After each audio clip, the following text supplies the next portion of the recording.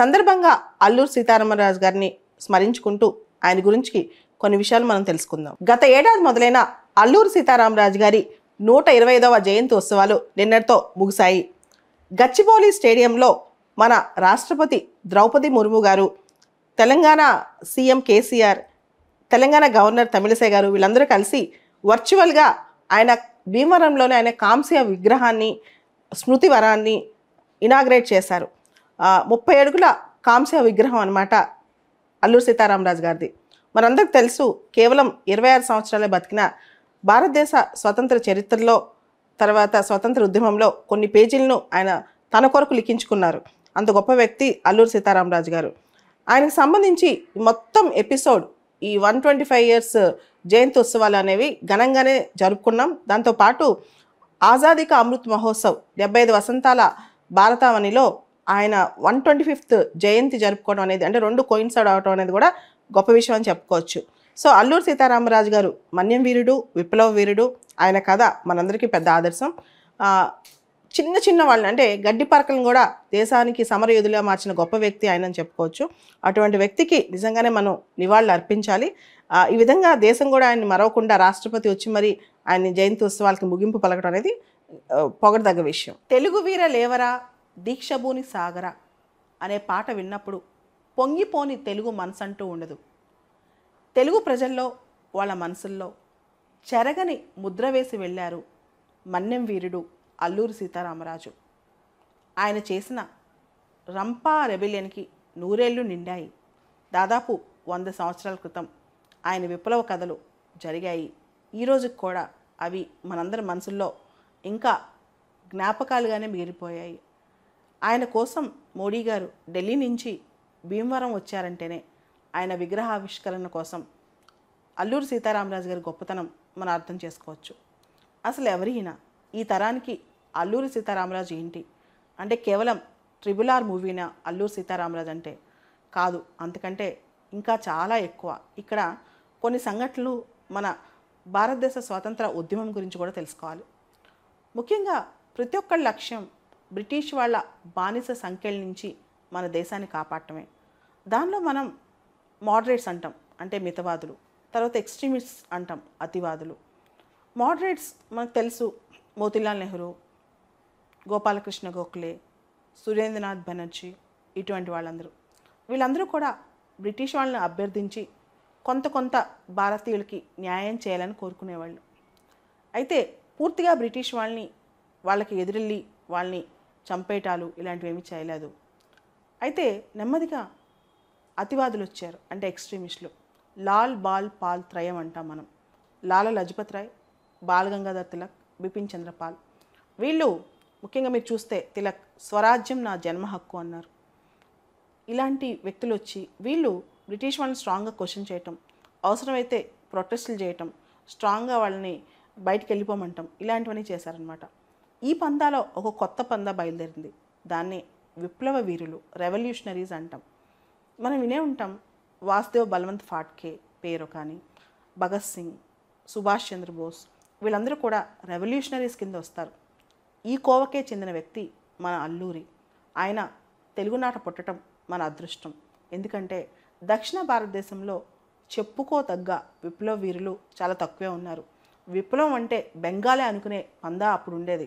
కానీ అల్లూరి ఏమాత్రం తీసుకుపోకుండా విశాఖలో పుట్టిన, ఆ ప్రాంతంలోనే పెరిగిన ఆయన ఇప్పటికీ కూడా విప్లవ వీరుడుగానే గుర్తించబడతారు. చాలామంది యువతకి ఆయన ఆదర్శం కూడా.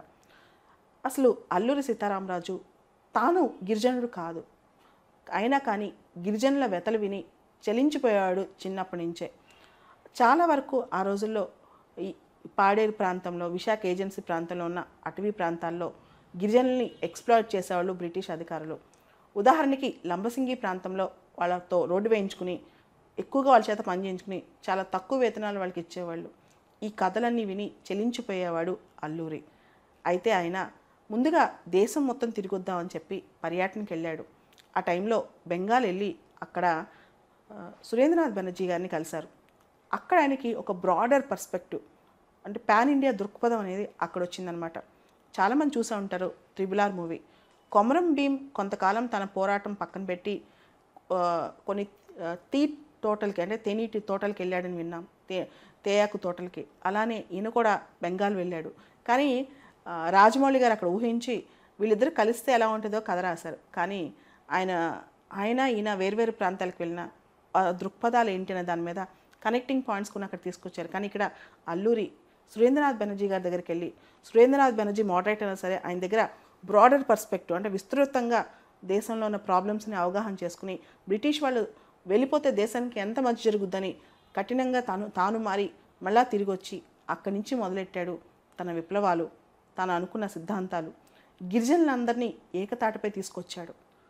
మల్లుదొర, గంటం దొర ఇలా రకరకాల అనుచరులతో ఆయన పోలీస్ స్టేషన్లో ముట్టడి చేశాడు. అక్కడ కొన్ని ముఖ్యమైన అంశాలు మనం గమనించాలి. 1882లో బ్రిటిష్ వాళ్ళు అటవీ చట్టం తీసుకొచ్చారు. కొన్ని ప్రాంతాల్లో పోడు వ్యవసాయాన్ని పూర్తిగా నిషేధించారు.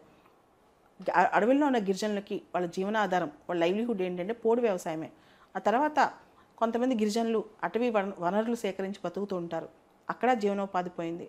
ఈ జీవనోపాధి పోవడంతో పాటు అడవుల దగ్గర ఉన్న గిరిజనులతో బ్రిటిష్ వాళ్ళ డెవలప్మెంటల్ యాక్టివిటీస్ కోసం వాళ్ళని బయట తీసుకొచ్చి వాళ్ళని చాలా కష్టపెట్టేవాళ్ళు, వాళ్ళని హింసించేవాళ్ళు, వాళ్ళకి సరైన వేతనాలు ఇచ్చేవాళ్ళు కాదు, సరైన భోజనం పెట్టేవాళ్ళు కాదు. ఇవన్నీ చూసి చెల్లించిపోయాడు మన అల్లూరి. సో దీంతో ఆయన ఏం చేశారంటే పోలీస్ స్టేషన్లు ముట్టడించి దానిలో ఉన్న ఆయుధాలు తీసుకుని బ్రిటిష్ వాళ్ళతో పోరాటం చేయాలని ఆలోచించారు. సో ఈ దిశగా ఆయన చాలా పోలీస్ స్టేషన్లు 1922 నుంచి 1924 వరకు ముట్టడించారు. ఉదాహరణకి Chintapalli police station, Krishnadevipeta police station, తర్వాత Rampachodavaram police station, Narsipatnam police station, Devipatnam police station, ఇలా 2 సంవత్సరాల ప్రాంతం కాలంలో చాలా పోలీస్ స్టేషన్స్, చాలా ప్రాంతాలు ఆయన ముట్టడించి ఆర్మ్స్, వెపన్స్ అని దొంగిలించేవాడు అనమాట. ఎందుకు అంటే హయ్యర్ కాస్ట్, బ్రిటిష్ వాళ్ళతో పోరాటం కోసం. సో మొత్తానికి బ్రిటిష్ వాళ్ళకి ఈయన ఒక కంటగింపుగా మారాడనమాట. ఆ టైంలో ఎలా అయినా సరే ఈయన ఎండ్ చేయాలి అని చెప్పి బ్రిటిష్ వాళ్ళు అనుకున్నారు. అప్పట్లో ఈ ప్రాంతం అంతా కూడా మెడ్రాస్ ప్రెసిడెన్సీలోకి వచ్చేది. ఆ ప్రెసిడెన్సీకి గవర్నర్ వెల్లింగ్టన్ అనమాట. అప్పట్లో గుంటూరుకి కలెక్టర్గా రూదర్ఫర్డ్ అనే వ్యక్తి ఉండేవాడు. ఆయన్ని అల్లూరి సీతారామరాజుని పట్టుకునే టాస్క్తో ఇమీడియట్గా ఈ గోదావరి ఏజెన్సీకి ట్రాన్స్ఫర్ చేశారనమాట. గుడాల్ అనే ఒక మేజర్ సహాయంతో మొత్తానికి అల్లూరి సీతారామరాజుని పట్టుకుంటాడు రూదర్ఫర్డ్. అల్లూరి సీతారామరాజును లొంగిపోమని చెప్తారు, అంతకుముందే కబురు చేస్తారు. అల్లూరి సీతారామరాజును బ్రిటిష్ పరంగా మారమని చెప్తారు. కానీ అల్లూరి సీతారామరాజు భయపడలేదు, వెరవలేదు. తను నమ్ముకున్న సిద్ధాంతాల కోసం, గిరిజనుల కోసం అక్కడే ఉన్నాడు. బ్రిటిష్ వాళ్ళకి ఎంతో ఎదురు చెప్పి నించున్నాడు అనమాట. అలాంటి అల్లూరి సీతారామరాజు బ్రిటిష్ వాళ్ళ చేతిలో బలైపోయాడు. అయితే ఇదంతా జరుగుతున్న టైంలో భారతదేశంలో ఏం జరుగుతుంది? భారతదేశంలో సహాయ నిరాకరణోద్యమం, నాన్ కోఆపరేషన్ మూవ్మెంట్ జరుగుతోంది ఇండియా మొత్తం. దానికి పేర్లలుగా అల్లూరి సీతారామరాజు చేసిన రంప రెబిలియన్ అనేది ఇప్పటికీ కూడా ఎన్నో చరిత్ర పుస్తకాలలో నిలిచిపోయింది. కానీ అన్సంగ్ హీరో అని చెప్పుకోవచ్చు అల్లూరి.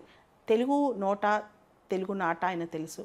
కానీ భారతదేశంలో ఆయన ఖ్యాతి ఈ రోజున మోడీ గారు ఇక్కడ రావడంతో పెరిగిందని చెప్పొచ్చు. మనం చూసాం అల్లూరి సీతారామరాజు సినిమా. యాక్చువల్గా ఆయన పేరు రామరాజు అయితే సీత అనే పేరు ఆయన భార్య వల్ల వచ్చింది అని చెప్పి, అంటే దేశాటన చేసి వచ్చిన తర్వాత ఆయన కుటుంబాన్ని త్యజించి ఆ త్యాగం చూసి ఆయన పేరు ఆయనకు వచ్చిందని వింటాం, అల్లూరి సీతారామరాజే. మొత్తానికి ఆయనున్న చిన్న ఇల్లు కూడా చాలా పాడుపడిపోతే ఈ మధ్య ఒక గొప్ప సింగర్, గజల్ సింగర్, ఆయన ఆ ఇల్లు కొనుక్కుని దాన్ని రెనోవేట్ చేస్తున్నారు, ఆ ఇల్లు దేశం కోసం అని చెప్పి కూడా విన్నాను. ఇవన్నీ కూడా గొప్ప కథలు అని చెప్పుకోవచ్చు.